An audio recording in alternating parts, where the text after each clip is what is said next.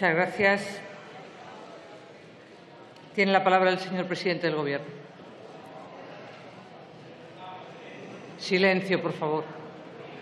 Silencio.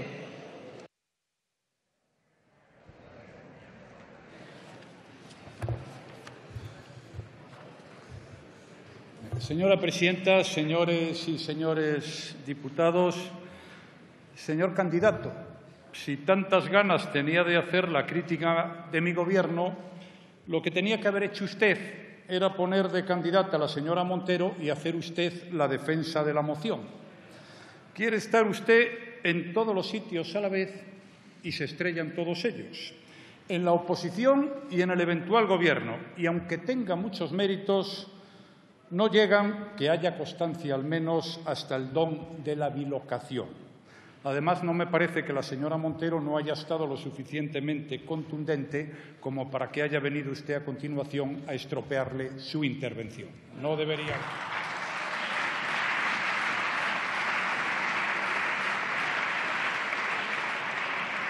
Señorías, hemos escuchado un discurso donde ha primado el pasado, hemos escuchado también una lectura torcida de la historia, unos decálogos, modelo a lo presidente, y alguna que otra anécdota. Hay una verdaderamente notable, como cuando el señor candidato quiere explicarnos aquí, sin duda alguna debe formar parte de su programa de Gobierno, la relación entre el Partido Popular y el Frente Nacional. Hombre, yo no he recibido precisamente de su líder, me refiero a la del Frente Nacional, los mayores elogios. Lo que he escuchado es que a mí, en España, mi modelo es Podemos, porque representa la ira del pueblo y la lucha contra la Unión Europea. Marine Le Pen. Señor Iglesias.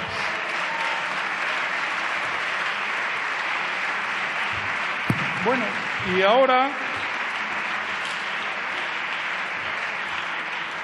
señorías, vamos a lo importante, porque aquí quien se somete a la voluntad y a la decisión de la Cámara es usted. Y, por tanto, de lo que se trata es de saber si usted es apto, en opinión de la Cámara o no, para ser el presidente del Gobierno y de su programa, pues, si su programa recibe el apoyo mayoritario de esta Cámara.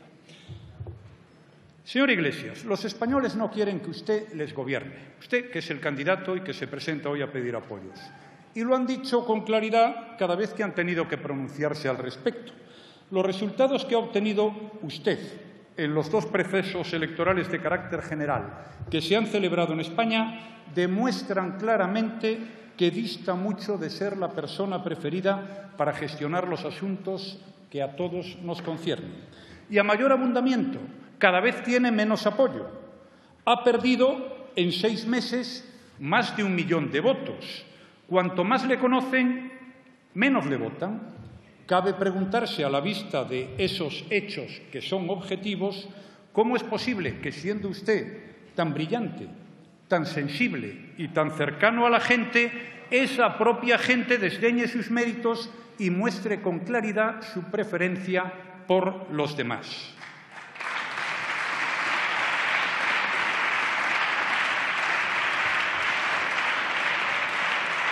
Más aún, ¿cómo es posible que el señor candidato, que lleva paseando esta moción de censura casi 2 meses por el panorama político nacional, haya conseguido tan magros apoyos a la misma? Sentenció en su día Jonathan Swift que cuando en el mundo aparece un verdadero genio, puede identificársele por este signo: todos los necios se conjuran contra él. Eso debe ser lo que le pasa al señor candidato, que es víctima de una conjura universal contra su persona y su proyecto político. No hay otra explicación, señor Iglesias, salvo que los españoles y quienes le representamos en esta Cámara seamos plenamente conscientes de que un Gobierno presidido por usted o donde usted goce de alguna suerte de influencia sería un Gobierno letal para el bienestar general y para el modelo de convivencia que nos hemos dado.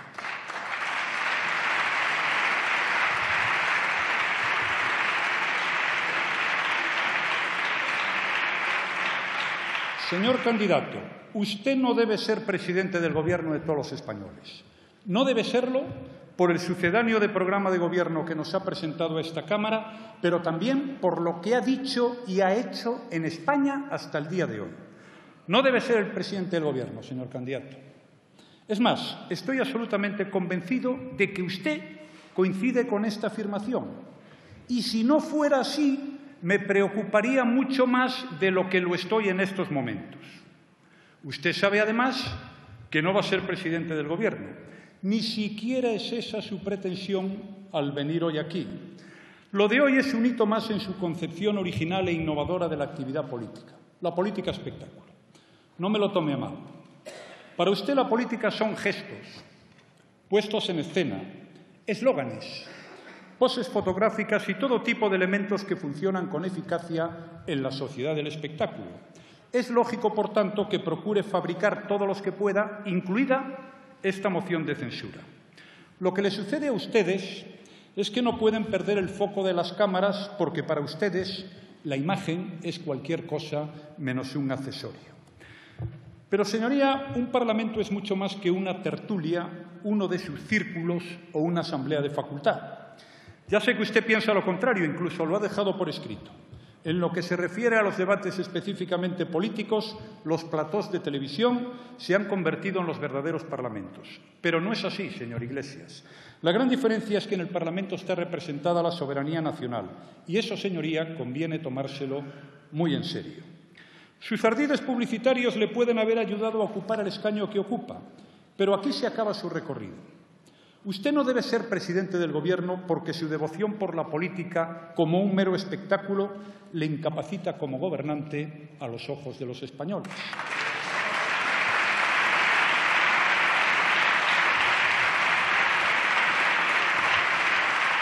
Señoría, como también le inhabilita esa insolencia deliberada, digo deliberada, que muestra ante la casta en cualquiera de sus encarnaciones. Ante ella todo vale, lo cual le permite emplear la libertad de palabra para distribuir procacidades con total impunidad. Sé que es una actitud deliberada, lo sé.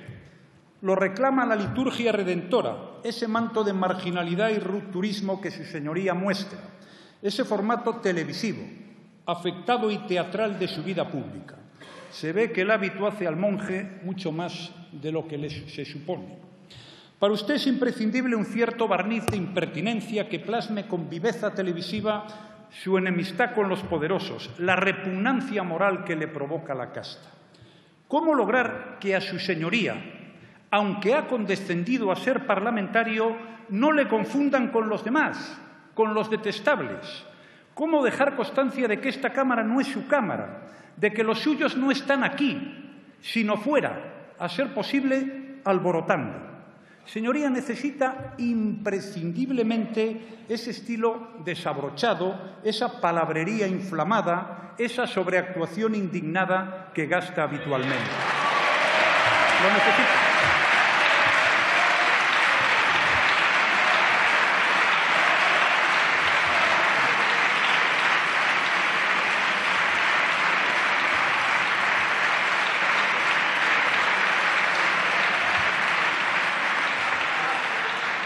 Pero, señoría, esta actitud que ya le digo, y no hacía falta que lo hiciera porque usted lo sabe, que usted necesita, esos comportamientos también le inhabilitan a usted para ser presidente del Gobierno de España.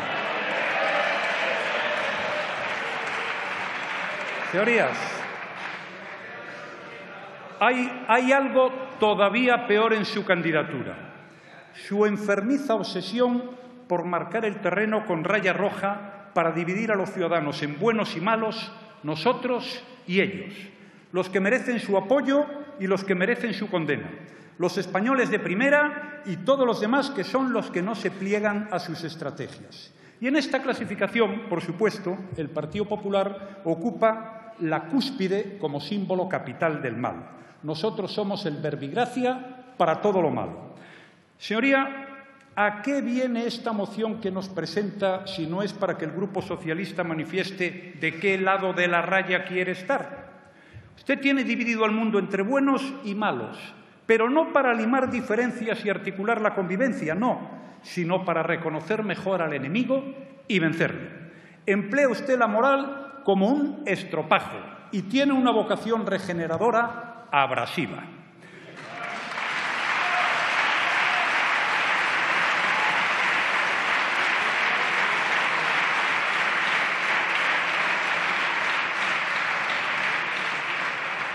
No hay nada como leerle a usted, señoría, porque lo explica claramente en muchas de sus lecciones de estrategia política.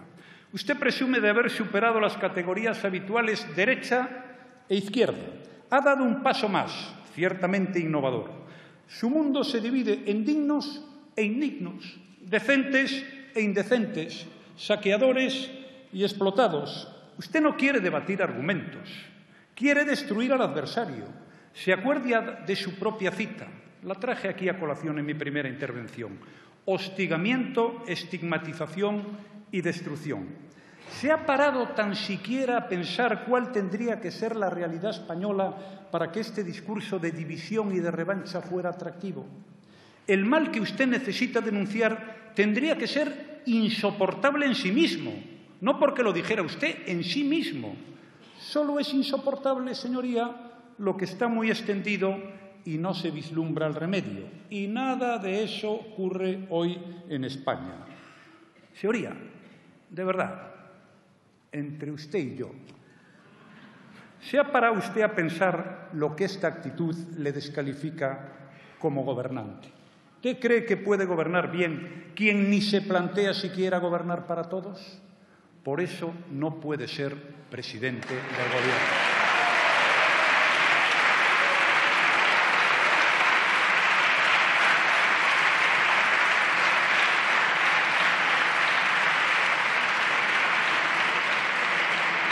Señorías, no estoy hablando únicamente, señor Iglesias, de una construcción teórica. Estoy hablando también de conductas inspiradas en esa concepción divisiva de la política.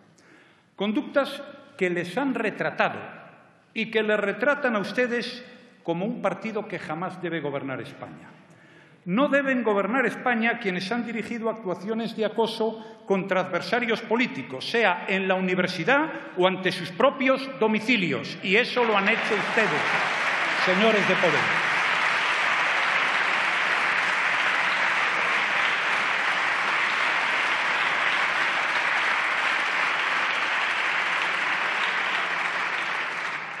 No debe gobernar España quien ha llegado a pedir disculpas por no romper la cara a los fachas con que discute en televisión. Eso lo ha dicho usted, señor Iglesias. O quien afirma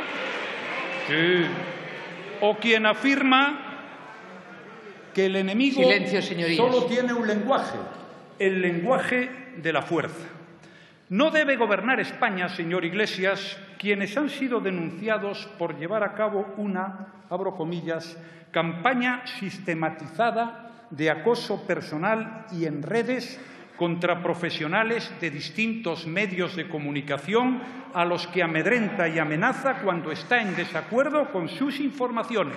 No son mis palabras, son las de la Asociación de la Prensa.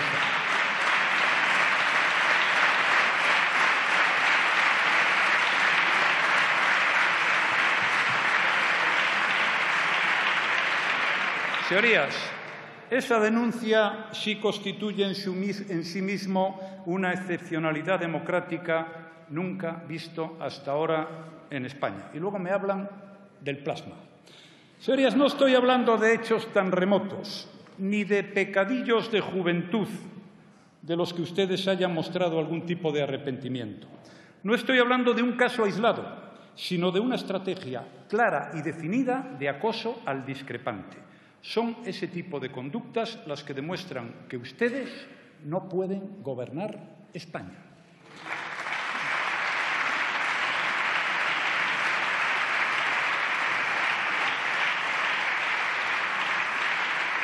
Señoría, otro de los elementos que hace muy poco aconsejable su candidatura a la presidencia del Gobierno de España es su afición a crear discursos políticos basados en supuestas evidencias que siempre son exageradas y habitualmente falsas. Como se ha visto en la justificación de esta moción y en la defensa que ha hecho de la misma su grupo, esta afición por deformar la realidad a su conveniencia es bastante general entre sus compañeros de bancada. ¿Acaso pudiera servirles en los parlamentos que le gustan al señor candidato, las tertulias de televisión y, más concretamente, su programa de debate? Pero aquí, en el auténtico Parlamento, sus falsedades quedan en evidencia. ¿Cómo se puede decir, señoría, que en España los derechos de los ciudadanos y las ciudadanas están amenazados o permanecen secuestrados debido al comportamiento del Partido Popular y su Gobierno? ¿Ustedes piensan antes de hablar o hablan tras pensar? Señoría, ¿cómo se puede decir que el único proyecto político del Gobierno es normalizar la corrupción y el saqueo en un modelo de Estado envejecido? ¿O que España vive en unas circunstancias de excepcionalidad y emergencia democráticas? ¿O que el Gobierno de Mariano Rajoy aleja a Europa y coloca a nuestro país a la cola del continente? Señoría, lo que ha ocurrido aquí es muy evidente y lo sabemos todos los aquí presentes. Lo que ha ocurrido es que usted ha visto, primero en la crisis económica y ahora en los casos de corrupción, una oportunidad para que se consolidara en España un populismo de izquierdas. Y la definición no es mía, es suya, señor Iglesias. Pero lamentablemente para sus concepciones teóricas y afortunadamente para los españoles, nuestro país nada tiene que ver con el que usted dibuja. Y cuando más avanzamos en la recuperación económica, y cuando más empleo se crea, y cuando más corruptos son juzgados, y cuanto mejor le va a España, más distancia se abre entre su discurso y la realidad, y más necesita exagerar el tono, la descalificación y la impostura. Necesita faltar más a la verdad. Lo necesita imperiosamente, porque si no se le cae el castillo de naipes. Porque toda su estrategia y todo su proyecto político se resume en una máxima: cuanto peor, mejor para todos, y cuanto peor para todos, mejor. Mejor para mí, el suyo, beneficio político.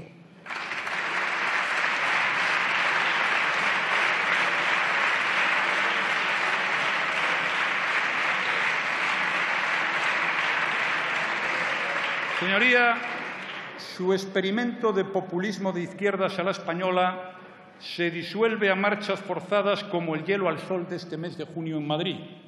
Solo son capaces de apuntalarlo con ficciones de miseria como la que nos ha brindado en su discurso. También por eso, por manipular la realidad en su único beneficio, usted tampoco puede ser presidente del Gobierno. Además, señoría, es usted poco fiable para la mayoría de los españoles, porque además vive usted instalado en un ejercicio de permanente transformismo que al fin y a la postre solo puede provocar el recelo generalizado. Usted es capaz de asumir todas las posiciones políticas, incluso las antagónicas, si considera que ello le conviene a sus intereses más inmediatos. Vive en permanente mutación en función de las exigencias del mercado político. Puede declararse socialdemócrata al tiempo que decide fusionarse con los comunistas de siempre sin el menor reparo. Habla de la sonrisa de un país, pero su discurso político es de la división y el hostigamiento al adversario. Un día nos dice que el cielo se toma por asalto y otro sentencia que en democracia los asaltos se hacen llamando al timbre. Un día nos anuncia que el régimen del 78 se derrumba y al día siguiente celebra la transición como un éxito político. Y así podría seguir hasta el infinito. En definitiva, señorías, el candidato ha dado pruebas sobradas de su agilidad en las piruetas a corto plazo y ha conseguido, en más de una ocasión, desconcertar a aquellos con quienes pugna por el mismo espacio político. Pero ello no quiere decir que esas habilidades sean las que convienen al frente de gobierno de España. El desconcierto no es lo que se espera de un gobernante, ni una subasta de ocurrencias, ni una estrategia zigzagueante. Eso es todo lo contrario de la estabilidad que necesita un país como el nuestro.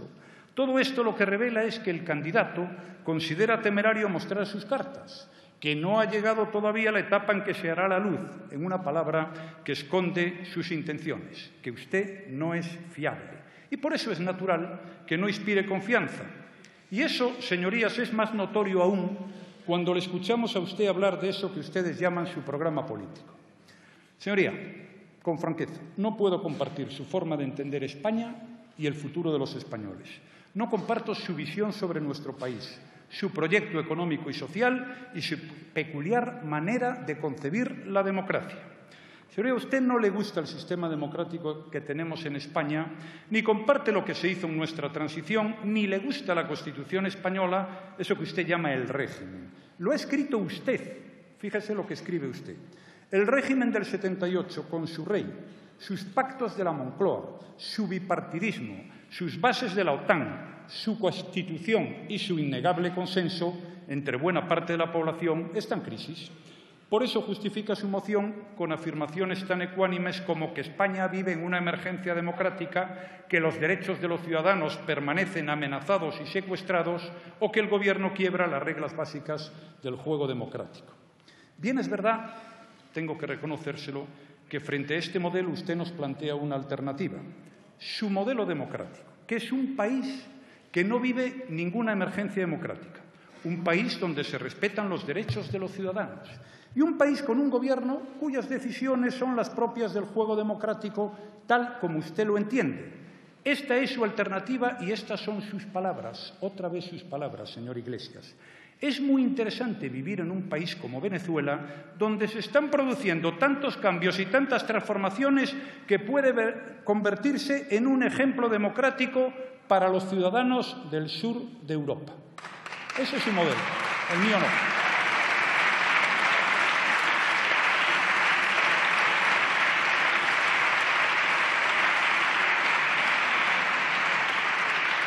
Señor Iglesias, el problema es que cuando usted y yo hablamos de democracia hablamos de cosas muy distintas.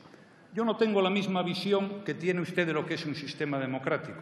Yo tengo un concepto de la división de poderes muy diferente al suyo. Para mí el Parlamento, esta Cámara, es algo muy serio y por eso estoy aquí interviniendo varias veces, como dijo usted en su primera intervención, porque para mí el Parlamento es el pilar básico del sistema democrático. Es la representación de la soberanía nacional, algo en lo que yo creo, de la voluntad política de la nación y de todos los españoles. Y para usted el Parlamento es otra cosa. Otra vez citándolo a usted. El Parlamento es un lugar para montar el pollo, bueno, un lugar donde se acomodan delincuentes potenciales. El señor candidato ya nos explicó en su día que para él la representación no implica ningún compromiso, porque el nuestro es un Parlamento burgués, no entro en más detalles, que representa los intereses de clase. Y remató afirmando que el trabajo parlamentario puede ser maravilloso o el camino hacia el cretinismo político. Ya podemos entender que la parte maravillosa le corresponde a usted, bueno, y a los demás nos toca lo demás. ¿Qué le vamos a hacer? De la misma manera, señoría, que tenemos una visión muy diferente de lo que es un Parlamento en un sistema democrático, tampoco pensamos igual sobre lo que deben ser otro de los grandes poderes del Estado, el Poder Judicial. Para mí los jueces son independientes y están sometidos al imperio de la ley, tal y como establece nuestra Constitución. Es lo que he vivido siempre, desde muy pequeño.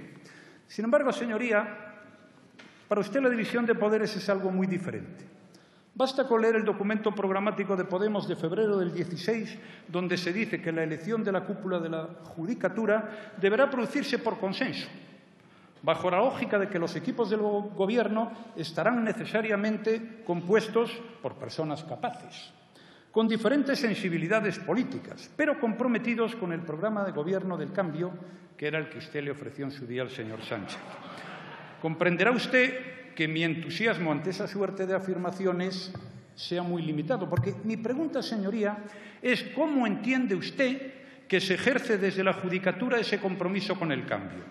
Si su compromiso primero debe ser con el ideario del cambio, o sea, el de Podemos, ¿en qué lugar, señoría, respóndame a esto, en qué lugar quedan la ley, la verdad y los derechos de los ciudadanos? ¿En dónde quedan?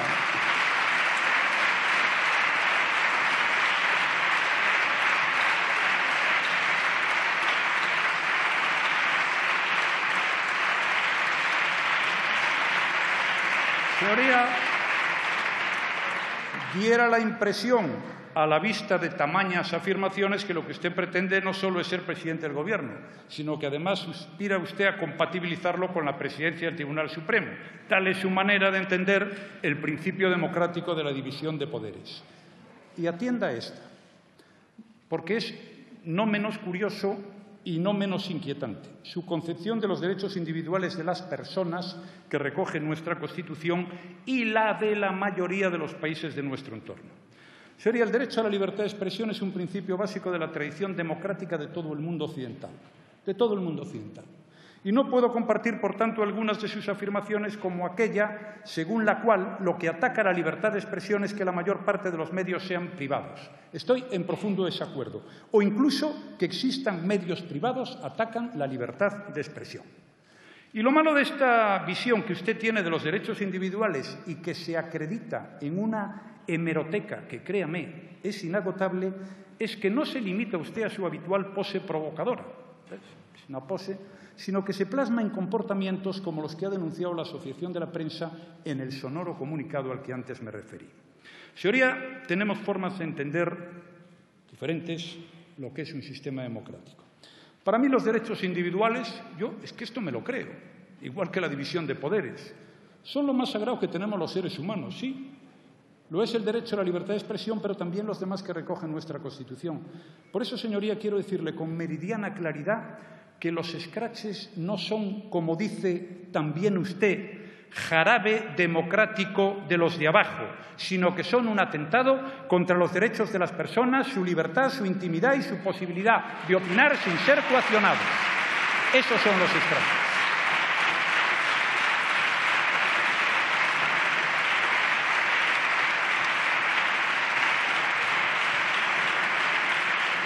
Señorías, yo no le haría a ninguno de ustedes un escrache nunca. Escúchelo bien, nunca. Y pocas personas va a encontrar usted más alejadas de su posición política que yo, pero tenga la seguridad de que jamás intentaré impedirle el ejercicio de sus derechos fundamentales como persona. Ahí puede estar tranquilo. No sé si yo también puedo decir lo mismo. En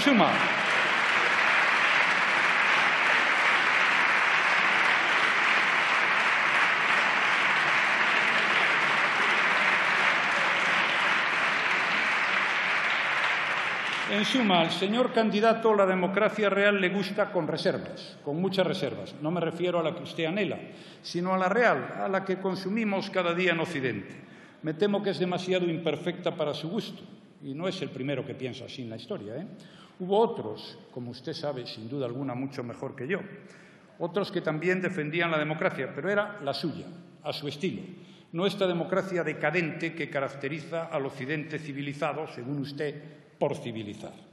La nuestra le parece demasiado elitista, poco asamblearia, señor Iglesias, y lo que es peor, secuestrada por una trama que, según usted, olvida que las instituciones no son suyas, sino del pueblo. Oiga, habría que preguntar a esta Cámara, entonces, ¿quién nos ha puesto a nosotros aquí? A usted el pueblo, y a los demás puede usted explicar luego, si tiene a bien, quién nos ha puesto.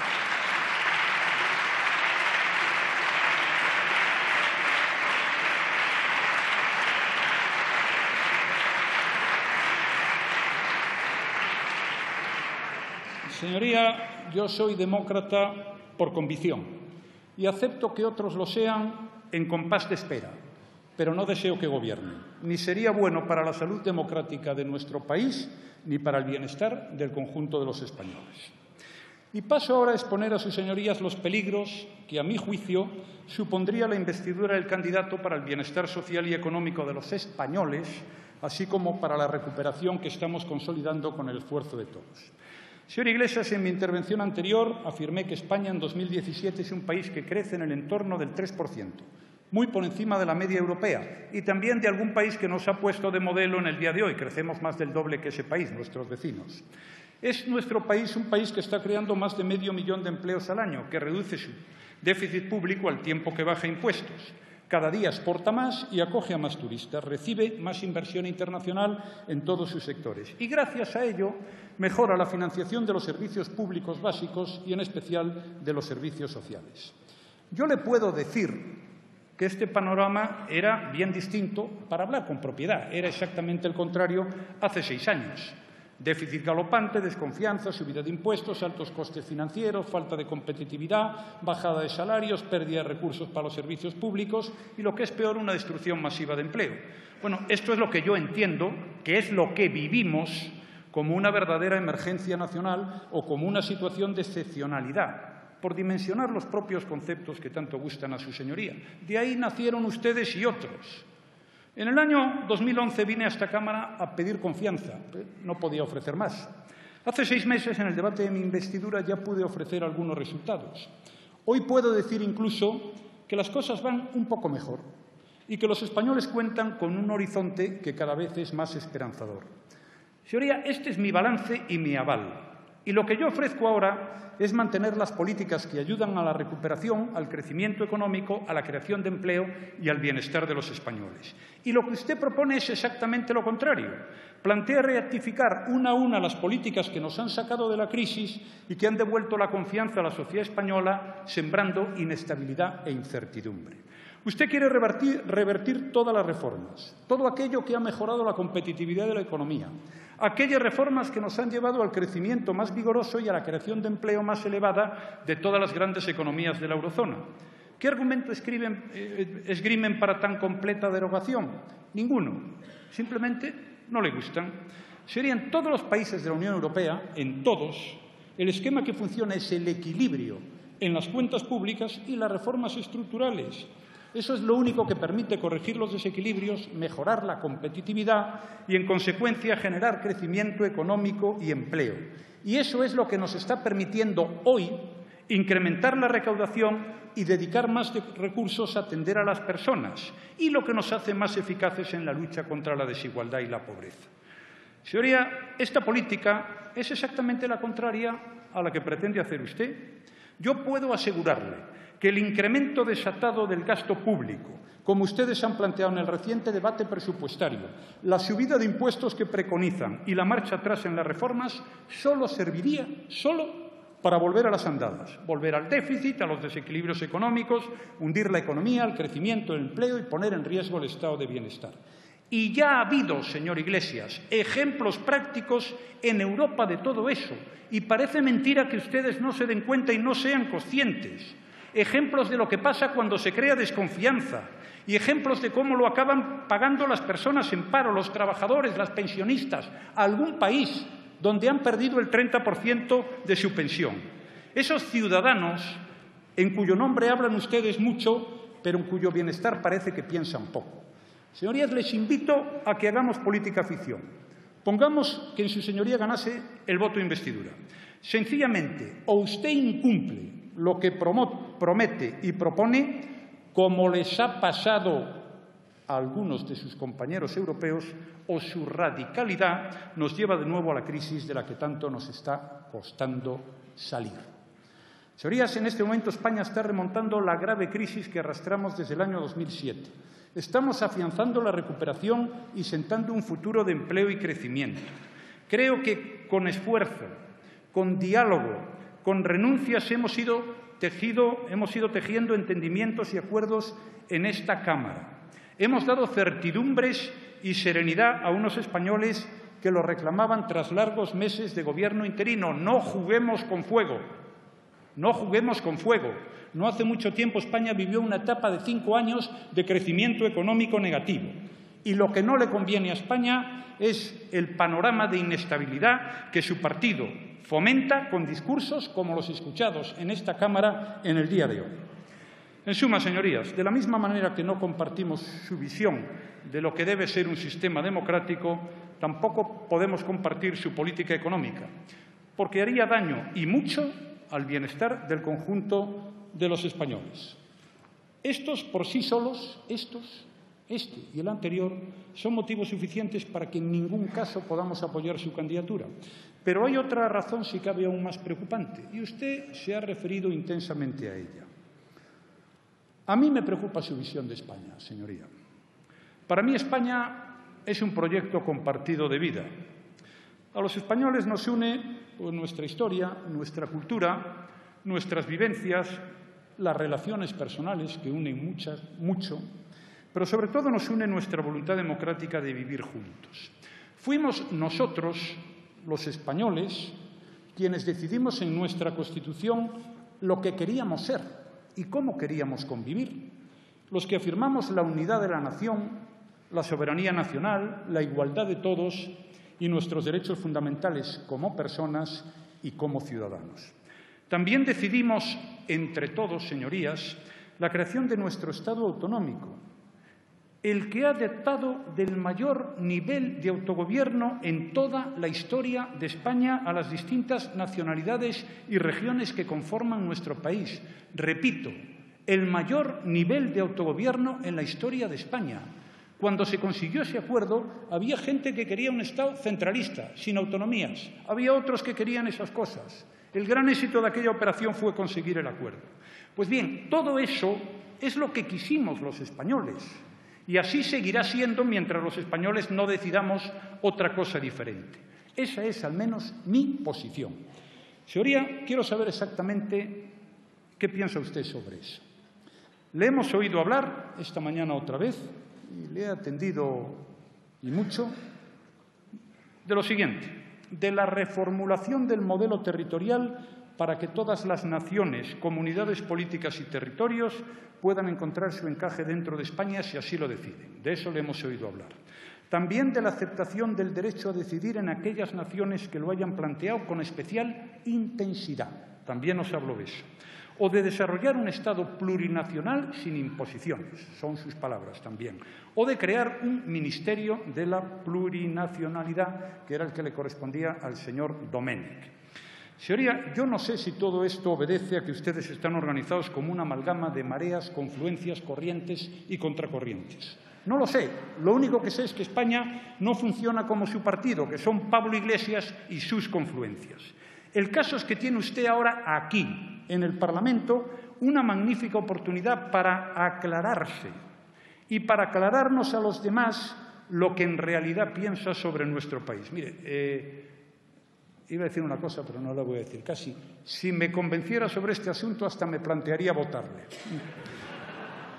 Señoría, la soberanía nacional. ¿Cree usted en la soberanía nacional o piensa que tenemos que suprimirla? Una pregunta que se entiende muy bien. ¿Todos los españoles tienen derecho a decidir sobre lo que quieren que sea su país?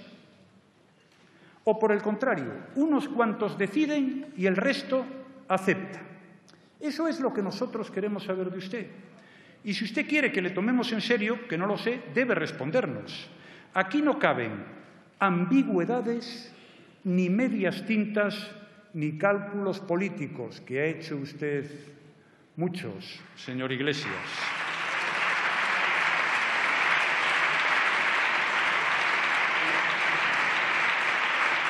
La primera obligación de todo aquel que comparece ante los representantes de la soberanía nacional con el objetivo de que le elijan presidente del Gobierno, la primera, luego hay otras, pero esta es la primera, es explicar si cree en la unidad de su país y está dispuesto a defender la soberanía del conjunto de la nación. Y lo demás son palabras o palabros, señor Iglesias. Luego, si quiere, nos explica también la realidad plurinacional que usted proclama y nos dice en qué consiste, qué efectos produce, porque producirá algún efecto, qué cambio significa en nuestro actual ordenamiento, cuántas naciones caben en esa realidad, si son naciones con Estado, sin Estado o naciones en camino de convertirse en Estado. En fin, señoría, con absoluta franqueza, hasta ahora lo único que conocemos de su posición sobre esta cuestión, y bien que me importa a mí, que convendrá que no es baladí, aparte de su ambigüedad calculada, que eso la conocemos, es la doctrina. Su patria no es lo que nos ha leído hoy. Su patria, ha dicho usted, es la democracia, salvo que usted pues, tenga definiciones que vaya ajustando según el lugar donde esté. Su patria es la democracia, y como su patria es la democracia, ha dicho que está a favor del derecho a decidir, aunque tiene que ser pactado. Esto me lo tiene que explicar. ¿Cómo está usted a favor del derecho a decidir, aunque tenga que ser pactado? Porque, mire, la frase suena muy bien, y por eso la usa, para que al expresar de forma tan positiva una idea tan conflictiva, cale favorablemente entre los ciudadanos a los que se dirige. Pero en política, señoría, algunos hemos aprendido que la formulación simple de conceptos tan complejos nunca está carente de intención y sí sobrada de errores y riesgos. Mire, hay temas en los que se puede hacer un titular, el brochazo, esas cosas que se dicen y que todo el mundo está de acuerdo en que yo hago tan mal, pero este no es un tema de brochazo, ni de titulares. Este es un tema de fondo. Entonces, algunos presentan el derecho a decidir como un derecho inherente e indiscutible en cualquier democracia, en cualquiera. Pero yo no lo he visto acogido como tal, en ningún sistema democrático del mundo, en ninguno, ni por supuesto en el derecho internacional. Permítame que le diga que quienes defienden eso defienden, y además lo hacen, como incontestable un derecho inexistente. Y por eso quiero aprovechar mi intervención en esta tribuna para desmontar de una vez por todas esa falacia bien sonante del derecho a decidir y llamar a las cosas por su nombre. Referéndum de autodeterminación es de lo que estamos hablando. O lo que es lo mismo, un referéndum para la secesión de una parte de España. De eso es de lo que estamos hablando. ¿Ve cómo me ha entendido bien el señor de Esquerra Republicana?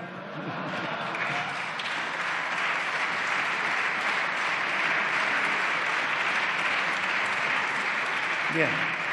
Entonces, señoría, cuando se habla de soberanía y, por tanto, de uno de los derechos básicos del pueblo español, no conviene esconderse como hace usted con eufemismos. Haga, si quiere, por favor, no lo haga, lo de su colega de Esquerra Republicana. Sería decisiones democráticas las tomamos todos los días. A usted, ni más ni menos, parece que le ha costado mucho tomar la decisión de ser candidato en esta moción de censura. Podría tomar esa, otra, es una decisión democrática. Mis decisiones como gobernante que soy y como representante como usted del pueblo español, pues las tomo respetando la ley, los derechos de los españoles y el respeto al pluralismo que exige mi condición. Pero lo importante, señoría, es lo que se decide y quién lo decide. Esto es importante, créanme. Y lo que se quiere decidir, señoría, es que una parte de España se separe del resto y que esa decisión, además, la adoptan solo una parte de los españoles. Es decir, usted tendría que estar mirando. Usted no tendría derecho a votar en ese caso. Pues bien, esta decisión, en mi opinión, no puede tomarla solo una parte orillando la voluntad de todos los demás. Porque ¿en qué queda la democracia que usted invoca cuando al conjunto del pueblo español, ese al que usted apela permanentemente, se le invita a que asista como mero espectador de una decisión que le afecta en lo más profundo de su condición de ciudadano y a que acepte sin más el resultado de lo que otros decidan? Señoría, los españoles en 1978, dentro de unos días se cumplirán 40 años desde las primeras elecciones, el día 15 exactamente, decidimos gobernarnos democráticamente y darnos unas reglas de juego democrático. A mí es que esto me gusta, lo de las reglas de juego. Pero bueno, lo decidimos todos los españoles, abrumadoramente. Y nos dimos esta Constitución. Y decidimos que esta Constitución no era intocable. Desde su preámbulo hasta su última disposición, todo puede modificarse. Cualquiera en el ejercicio de sus libertades puede plantear y defender cualquier posición. Pero cuando afecta al conjunto de los españoles, debe respetar las reglas democráticas que ellos y no otros han establecido. Y cualquiera que quiera plantear una modificación de nuestro sistema constitucional puede hacerlo. Incluso un proceso constituyente como el que sostiene su confluencia catalana. Puede venir a esta Cámara y defenderlo. Así se lo he ofrecido yo al presidente de la Generalitat cuando me ha exigido un referéndum bajo la amenaza de una declaración unilateral de independencia respecto de la que creo que su señoría comparte mi visión. Pero si la Constitución marcó precisamente estos cauces democráticos de reforma para amparar los derechos de las minorías frente a las mayorías, lo que nadie puede pretender es que yo me avenga a saltármelos porque los que lo pretenden no han conseguido convencer a la mayoría de las bondades de abrir un proceso como el que propone. Señoría, este proyecto no va de unir, va de disgregar. No se trata de encajar, sino de desarticular un proyecto de convivencia que ha generado el mayor periodo de concordia y prosperidad para los españoles y nos ha convertido en uno de los estados más descentralizados del mundo y en uno de los modelos de bienestar más consolidados. Esto es lo que yo sostengo como representante del pueblo español y en el uso de mi libertad de opinión como ciudadano también. Pero además, como presidente del Gobierno, tengo que decirle que yo no voy a autorizar nada que suponga quebrar nuestra democracia ni sus leyes, que expresan, le recuerdo, la voluntad del pueblo español. Eso es lo que se espera de cualquier candidato que suba a esta tribuna con la pretensión de ser investido presidente del Gobierno. Espero de usted exactamente la misma claridad con la que yo me acabo de pronunciar. No es tan difícil, señor Iglesias, no lo es.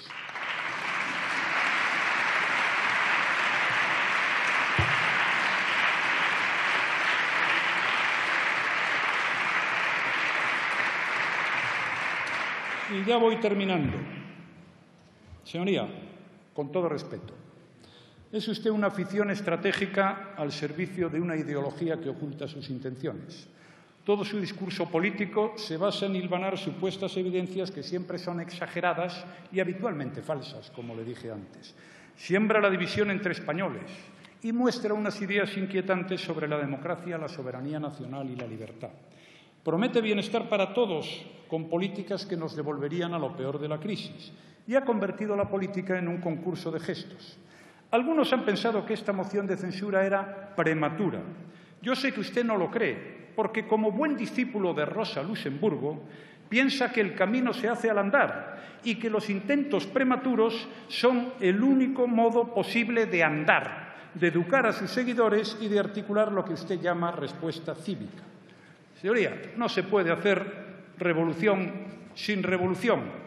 No conviene esperar a que se den las condiciones. Es preferible crearlas, ¿verdad? Eso es lo que le pide usted a esta moción de censura. Tiene mucha prisa para su programa de asalto porque siente que la ocasión se le escapa y porque aquí hay algunos que ya se están recuperando. Como decía Galileo, el movimiento siempre se acelera cuando se va a detener. No es buena idea que usted gobierne, señor Iglesias, se lo digo con franqueza. A los españoles no les gustaría. Por eso no le votan. Sinceramente, yo a usted no le veo hoy merecedor de ese honor ni a España de ese castigo. Está usted muy bien, ¿no?